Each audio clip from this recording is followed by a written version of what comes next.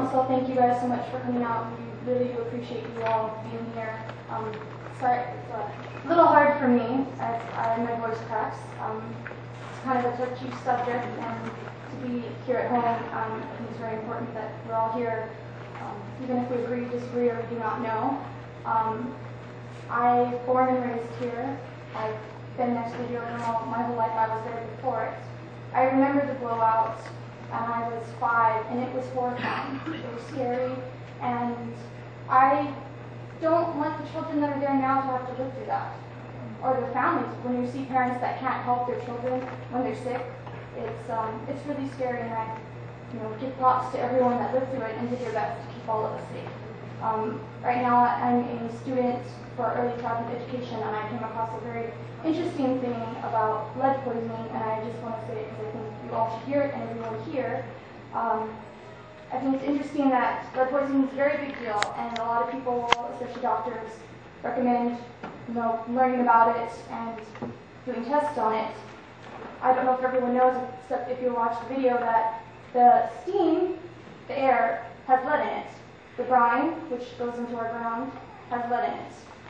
It says here that most children with lead poisoning do not show any outward symptoms unless blood levels become extremely high. These symptoms are headaches, stomachaches, nausea, tiredness, and irritability. I know I had all of those as a child.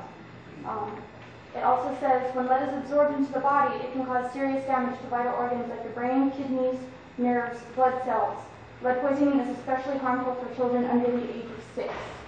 I was there before it, and I've been there. I'm 26 now. It's long term, and I have a lot of issues. I won't bring them up now. They're personal, but I think the parents here should look into it. They say the main sources of getting lead poisoning is from lead dust. I don't have a degree in science, and I think that the state should look into the particles that go into the air. If it comes out in the steam, won't the children be getting lead dust and everyone in the area? It contaminates the soil.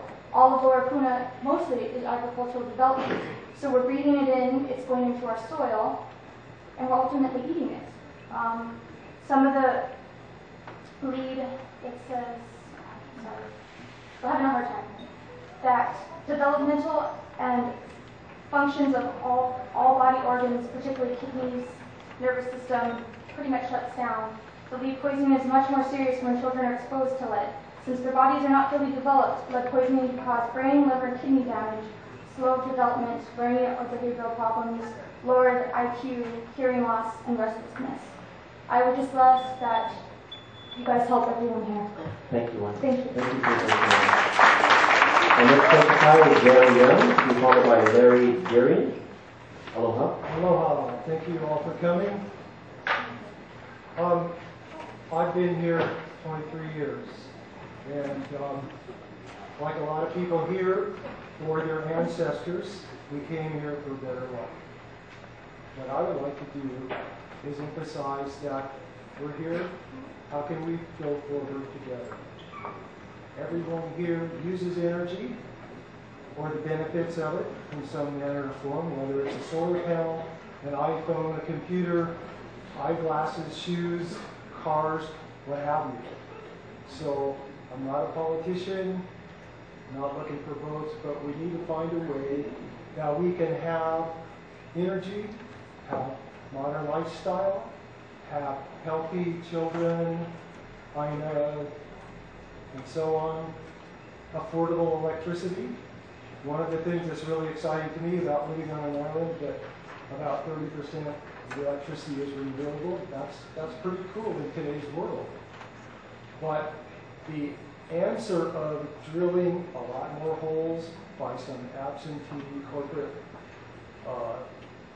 mega corporation in a very unstable place without listening to the local community and having it too close to schools, too close to people's homes, it's inviting disaster. I was here during the blowout of 1991. It scared the out of me. I would appreciate it if you guys can do your part to make sure that doesn't happen again. Let's follow the rules. The rules are there's supposed to be evacuation things. There's supposed to be standards of emissions, there's supposed to be all these things. And it seems that on the big guy's side, that always gets fudged a little bit. On the little guy's side, if we fudge, we get squashed or fined or what have you. So there needs to be some fairness and balance here. So, as an example of government, I get water from the water company here in the Big Island. It costs about $32 for every 2 months for the administrative fees and $3 for the water. That should point out what the problem is. Government can overpower everything economically, power-wise, and then in concert with other interests can just stomp all over people. I'm not in favor of stomping all over people. Excuse me. So, once again, I have respect for everybody that's talked here. I think there are many concerns that need to be dealt with. We do need to be realistic because we all do enjoy the benefits of today's lifestyle. And I think we need to take that in effect. How can we go forward together? Mahalo. Thank you very much for that point. Ladies and gentlemen, we're going to take 2 more testifiers and we'll take another 5-minute break. Mr. Larry Garrett is our next speaker, to be followed by Roy D. Good evening, Council. Thank you, Larry Garrett. I want to thank you for this opportunity, and I appreciate the fact you brought it to Pahoa for all the expert communications that we've had. And I agree with Robert, the defense fund, the moderator, that we don't need to build. We don't need to build out telephones. Utilities have authority through the city legislatures to charge for everything from mosquito bites, paper clips, to transmission line repair. If they can't succeed, they need better management, that's all. And this $15,000 fee that they assess people to attach their PV system to their grid is pure greed. It's got to be just pure greed. And it's not even an effort to help contain electrical costs. I think that the geothermal can be compatible. It can be a compatible component for electrical energy, but it needs to be done safely and honestly and openly. And if legislators can't get on board with some of these ideas, throw them out. Yeah. And with all the negatives that we've had, with all the negative suggestions that have been presented tonight, please remember we need some positive suggestions also. We're going to use electricity whether we like it or not. So you can't be, we need to be part of the solution, not part of the problem. Wow. Thank you very much. Our next testifier is Roy D. Aloha. Aloha. Good evening. Thank you for coming. I'm here as a taxpayer tonight. I'm not as eloquent as everyone else. Don't have a big history. The thing I'm here to talk about is specifically the geothermal relocation. A little closer to the microphone, please. Sorry. Thank you. We won't fight. How about now? Okay. Sequence of events. On the 24th of March, I attended a meeting here in Pahoa. It introduced the Pahoa Regional Town Center Plan and the current steering committee members, which are Matty Green, John Olson, Robin Simpson, and Rob Tucker, who are the committee members. My understanding on this also was that the Friends of Puna's Future were sponsoring this particular meeting. And Rob Tucker, by the way, is on the board of directors of that. The Friends of Puna's Future is a nonprofit organization. They're comprised of Puna residents, businesses, associations working together to lobby for long overdue changes in Puna District, which I agree for. There are a lot of them.